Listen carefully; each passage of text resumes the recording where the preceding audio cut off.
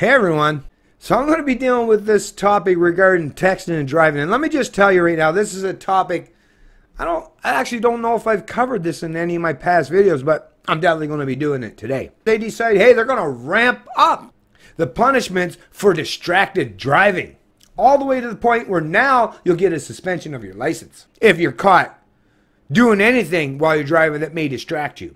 Headline out of CBC News: Sudbury, caught texting behind the wheel in 2019, expect to lose your license for a few days. Sudbury officer nabs 10 distracted drivers in about 3 hours. CBC News, December 29, 2018. Constable Andrew Hines is parked in an unmarked vehicle at the corner of a busy intersection in New Sudbury.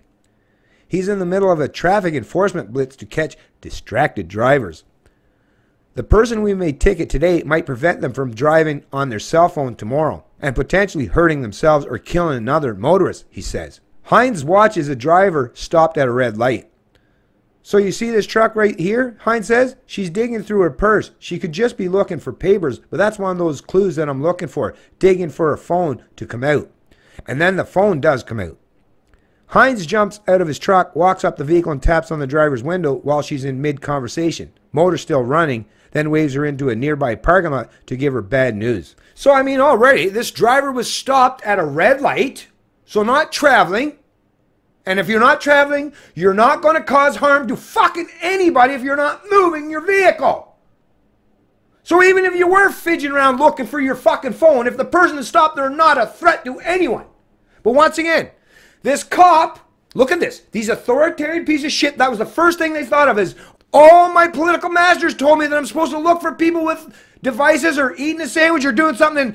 Therefore, I better do what my masters told me and punish these people for doing these things. Meanwhile, have you ever fucking seen a cop or a cop car out there?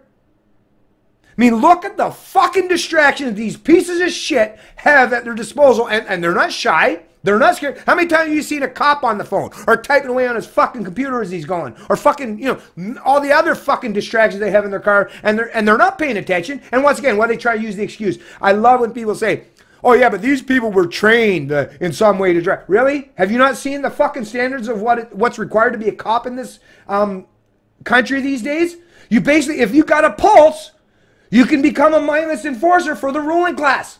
So standards way, way low. I'm a fucking truck driver by trade, or at least I was until they destroyed my fucking life over having a few beer while I was riding my ATV on a trail in rural New Brunswick. But I was actually trained much, much, much more than any cop could ever be. And it's not to drive a little piece of shit little car or pickup truck. No, I was in control of 75 plus feet of truck and trailer, traveling all over basically North America. Well, Canada and the US.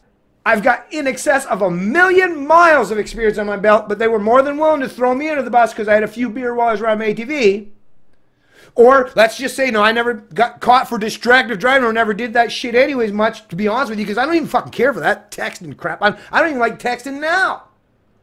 And if I'm going to use a phone, I'll put it on my lap and put it on speakerphone, and there's no distractions there, right? Although they could still pretend, I guess, that even if you put your phone on your lap and you're talking, I guess you could still say, but yeah, like I say, here's someone like myself with 1 million miles, accident-free, never caused no harm to no. Matter of fact, not just in driving truck, even my own personal vehicles and all the racing I've done on a myriad of machines, never caused harm to nobody.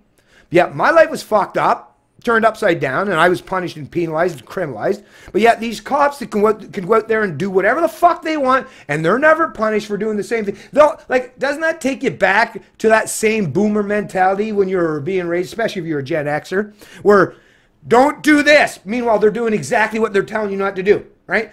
These cops, like I say, the greater society at large is a representation of that fucking boomer mentality is do what I say, not as I do. Bunch of fucking hypocrites, and yet people want to keep, you want to keep playing these games? Well, like I say, you're the one that's going to suffer if you want to, well, unless you're, like I say, when these people at the top echelons are part of the connected or ruling class, well, I guess you can benefit and skirt or avoid any consequences for your habits or behaviors or anything that you do that might be deemed illegal or unauthorized or against the law. But yet, like I say, these people do it all the time. So it's really what we live under is there's two kinds of rules. There's the rules for the rulers, which is basically no fucking rules, and then there's the rules for the peons, the serf, subject, or slaves. If you're a serf, subject, or slave, like I say, if you're not part of that connected class, you are one of the serf, subjects, or slaves.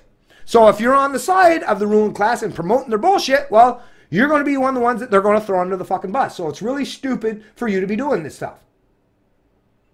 Or standing in solidarity with these idiots.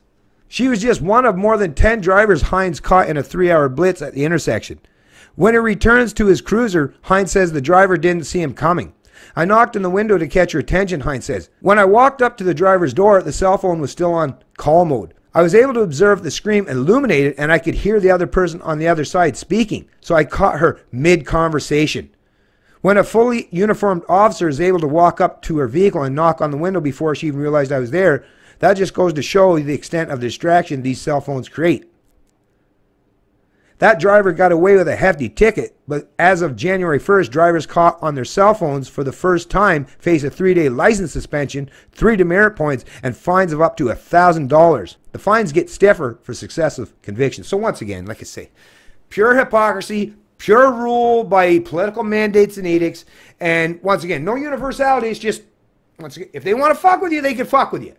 But the people that are fucking with you, like I say, these mindless enforcers, they're not beholden to any of the rules that they enforce. So like I said, 2 rules. One for the ruling class and their mindless enforcers, and then a completely different set for you. It's Canadian Libertarian, and I love liberty.